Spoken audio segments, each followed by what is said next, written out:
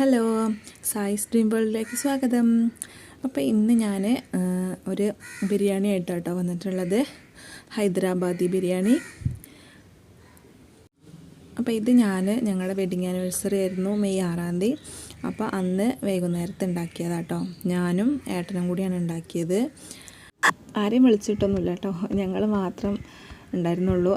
തറവാട്ടിൽ നിന്ന് അനിയനും ഭാര്യയും അമ്മയച്ചയും ഞങ്ങൾ തന്നെ ഉണ്ടായിരുന്നുള്ളൂ. അപ്പോൾ ചെറിയൊരു പരിപാടിയായിട്ട് കഴിച്ചു. എല്ലാ പ്രാവശ്യവും ഞങ്ങൾ പുറത്തുനിന്ന് വാങ്ങലാട്ടോ. ഇപ്രാവശ്യം പിന്നെ അമ്മയ്ക്ക് സുഖമില്ലാത്തതായതുകൊണ്ട് പിന്നെ വീട്ടിൽ തന്നെ ഉണ്ടാക്കാൻ വിചാരിച്ചു കണ്ട് അങ്ങനെ ചെയ്തതാണ്.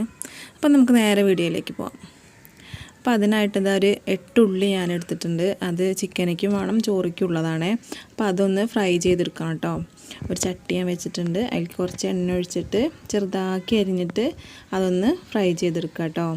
പകുതി ചിക്കനയ്ക്കുമാണ്, പകുതി നമ്മുടെ ചോറിക്കുമാണ് കേട്ടോ. അപ്പോൾ അതാ ഞാൻ ഫ്രൈ ചെയ്തെടുത്തിട്ടുണ്ട്. ഇനി നമുക്ക് ചിക്കനൊന്ന് മസാല കൂട്ടി വയ്ക്കുക. അപ്പോൾ അതാ അതിന് വേണ്ടതാണ് കേട്ടത് മുളക് പൊടി, മഞ്ഞൾപ്പൊടി, മല്ലിപ്പൊടി, ഗരം മസാല, ഉപ്പ്. ഇത് 2 കിലോ ചിക്കൻ ഉണ്ട്. അപ്പോൾ അതിലേക്ക് പൊടികളൊക്കെ ഇട്ട് കൊടുക്കുക കേട്ടോ. പൊടീൻ്റെ കൂടെ ഞാൻ ഉപ്പും കൂടെ ചേർത്തിട്ടുണ്ട്. അത് വെള്ള പ്ലേറ്റ് ആയതുകൊണ്ട് കാണാത്തതാട്ടോ. പിന്നെ കുറച്ച് നമ്മൾ വറുത്ത് വെച്ച ഉള്ളി ഉണ്ടല്ലോ, അതും പിന്നെ 2 തക്കാളി ചെറുതാക്കി അരിഞ്ഞതാട്ടോ. പിന്നെ കുറച്ച് മല്ലിച്ചപ്പും പുതിനയും കൂടെ അരിഞ്ഞതാണ്. പിന്നെ കുറച്ച് തൈര് കേട്ടോ, 1 കപ്പ് തൈര്, അതും ഒഴിച്ചു കൊടുക്കുക. പിന്നെ നമ്മുടെ വെളുത്തുള്ളി, ഇഞ്ചി, പച്ചമുളകും ചതച്ചെടുത്തതാണ്, അതും കൂടി ഇട്ട് കൊടുക്കുക കേട്ടോ.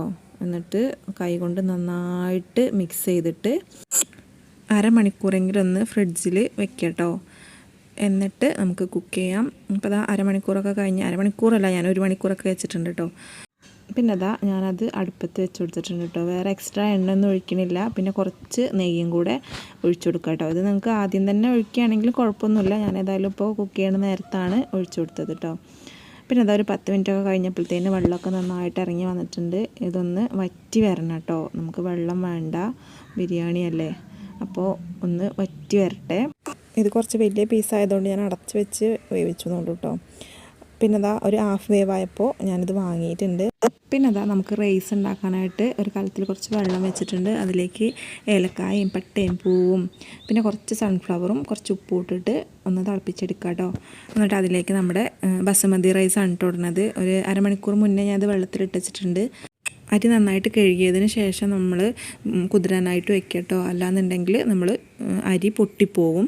അപ്പോൾ റൈസൊക്കെ ഒരു ഹാഫ് വേവ് ആയപ്പോൾ ഞാനൊക്കെ ഊറ്റിയെടുത്തു കേട്ടോ. പിന്നെ ഇതിലേക്ക് കുറച്ച് കുരുമുളകും കൂടെ ഇടുന്നുണ്ട് കേട്ടോ. ഞാനത് നേരത്തെ പറയാൻ വിട്ടതാണ്. ഇപ്പോൾ ഞാൻ റൈസൊക്കെ ഊറ്റിയെടുത്തിട്ടുണ്ട് കേട്ടോ. ഞാനും ഏട്ടനും കൂടിയാണ് ചെയ്യണത് കേട്ടോ. ഏട്ടനാണ് വീഡിയോ ഒക്കെ എടുത്തിരുന്നത്. അപ്പോൾ നമ്മുടെ ചിക്കന് വേറൊരു പാത്രത്തിലേക്ക് മാറ്റിയിട്ടുണ്ട് കേട്ടോ. ദമ്മിടാൻ വേണ്ടിയിട്ട് കുറച്ച് വലിയ പാത്രത്തിലേക്ക് മാറ്റിയിട്ടുണ്ട്. അപ്പോൾ ചിക്കൻ്റെ മുകളിലേക്ക് ഞാൻ ഇലയൊന്നും വെച്ച് കൊടുക്കണില്ല, ഡയറക്റ്റായിട്ട് തന്നെ ചോറങ്ങോട്ട് ഇട്ട് കൊടുക്കുക കേട്ടോ.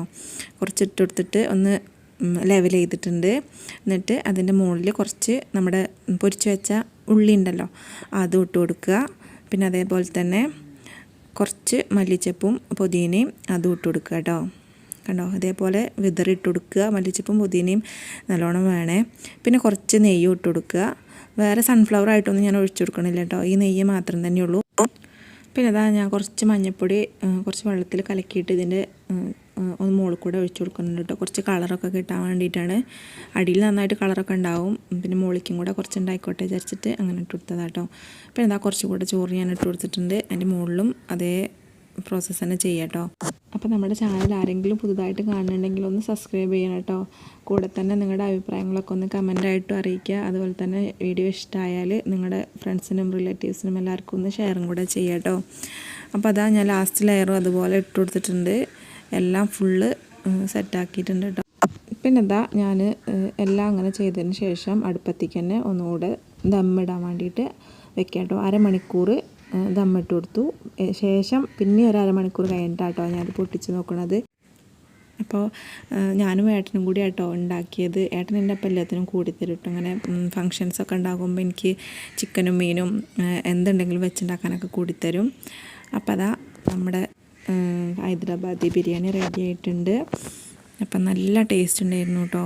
അപ്പോൾ തീർച്ചയായിട്ടും നിങ്ങളൊന്ന് ഉണ്ടാക്കി നോക്കുക. മറ്റുള്ള ബിരിയാണീനേക്കാളും നമുക്ക് ഉള്ളി വാട്ടി നേരം കളിയൊന്നും വേണ്ട, പെട്ടെന്ന് തന്നെ ആയി കിട്ടും ചെയ്യും. അപ്പോൾ ചെയ്യാത്തവരുണ്ടെങ്കിൽ ഒന്ന് ട്രൈ ചെയ്ത് നോക്കുക. അപ്പോൾ അടുത്തൊരു വീഡിയോ കാണാം. താങ്ക്